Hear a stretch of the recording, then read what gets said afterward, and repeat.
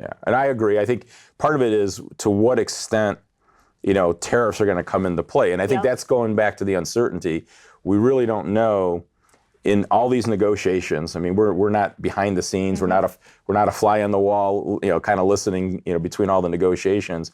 We really don't understand to what extent these tariffs will continue to impact.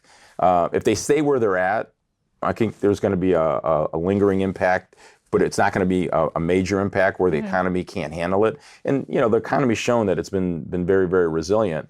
But eventually, costs are costs, right? And when you look at fundamentals, when you look at the value of a company and its stock price, it's always going to come down to earnings. Yep. So if top line gets affected and and costs get affected. So if costs go up and top line go down, profits get squeezed. If profits get squeezed, your earnings go down. And when you get your earnings report every quarter, the value of the company is going to change. Yeah. And so I think that's a dynamic that people can't lose sight of. With all these moving parts, at the end of the day, it comes down to, are companies continuing to be profitable during this stage? Does this have severe long-term implications? No.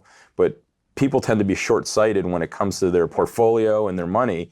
And so all these hiccups that you see in the fluctuation in their portfolio, especially with the level of news and information that's kicked out there, people tend to absorb so much of it that they start to make decisions that usually aren't right long-term. So the fear for us as advisors, and when people look at it from a pure investment standpoint, is, are they going to continue to hold the line with their investment strategy, or are they going to raise the white flag if things get really, lopsided and start to make changes which aren't in their best interest?